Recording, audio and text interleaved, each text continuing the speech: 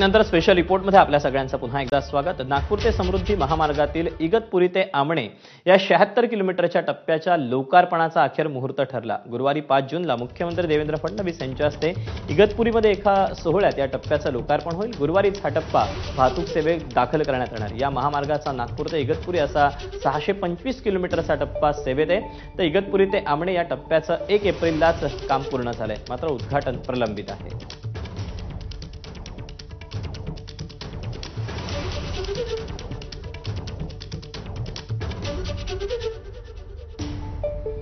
नागपूर ते इगतपुरी टप्पा आधीपासूनच सुरू झालेला आहे।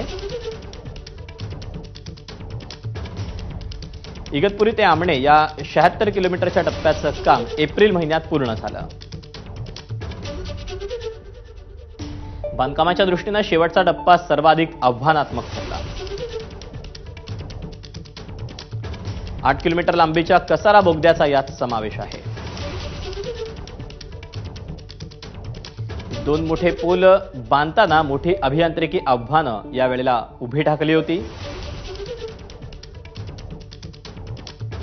मुसळधार पाऊस, सोसायट्याचा वारा या सगळ्याचा सामना करून शेवटचा टप्पा पूर्ण झाला आहे।